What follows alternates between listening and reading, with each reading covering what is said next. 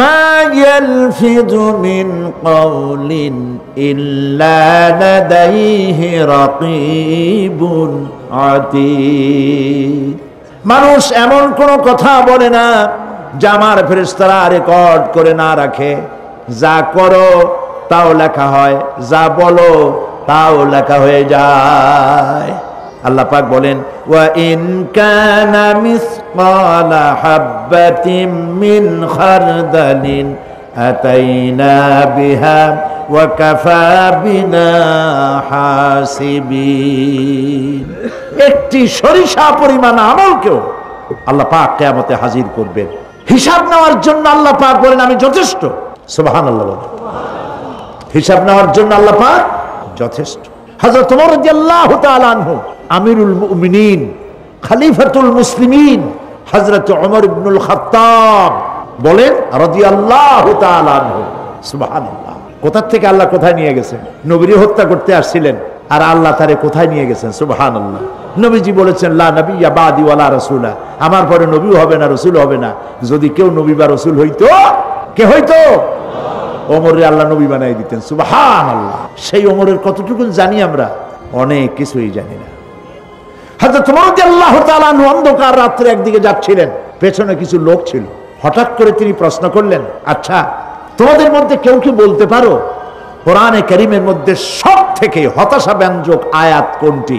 অন্ধকারের ভেতরে একজনে জবাব দিলেন, ফামান ইয়ামাল মিসকালা যাররাতিন খায়রান ইয়ারা ওয়া মান ইয়ামাল মিসকালা যাররাতিন শাররান ইয়ারা। এর অর্থ হলো, যদি কেউ যারা পরিমাণ সরিষা পরিমাণ ভালো কাজ করে কিয়ামতে সেটা দেখতে পাবে, আর যদি সামান্য সরিষা পরিমাণ গুনার কাজও করে, খারাপ কাজ করে, সেটা দেখতে পাবে।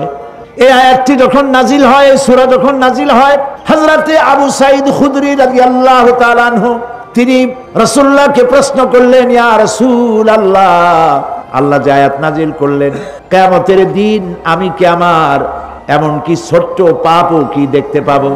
আল্লাহর নবী বললেন, আল্লাহ বলেছেন অবশ্যই দেখতে পাবা।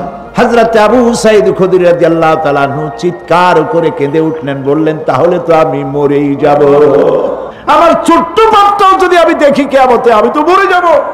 হযরত ওমর রাদিয়াল্লাহু তাআলা আনহু অন্ধকারের ভিতরে হাঁটতেছেন আর কাঁদতেছেন, হাঁটতেছেন আর কাঁদতেছেন। কিছু দূর অগ্রসর হয়ে তিনি প্রশ্ন করলেন, আচ্ছা কেউ কি বলতে পারো কোরআনে কারীমের মধ্যে সবথেকে আশাব্যঞ্জক আয়াত কোনটি? পেছন থেকে অন্ধকারের ভেতর থেকে আওয়াজ এলো, লা তাকনাতু মির রাহমাতিল্লাহ, আল্লাহর রহমত থেকে, দয়া থেকে নিরাশ হয়ে যেও না, হতাশ হয়ে যেও না। হযরত ওমর কাঁদতে কাঁদতে জিজ্ঞেস করলেন, তোমাদের মধ্যে আব্দুল্লাহ ইবনে মাসউদ আছে নাকি? হযরত আব্দুল্লাহ ইবনে মাসউদ বললেন, আমি তো বললাম, আমি জবাব দিলাম। সুবহানাল্লাহ, সুবহানাল্লাহ। নবী করিম সাল্লাল্লাহু আলাইহি ওয়াসাল্লাম তিনি মানুষের সামনে এসব কথাগুলি পরিষ্কার করে বলে দিয়েছেন।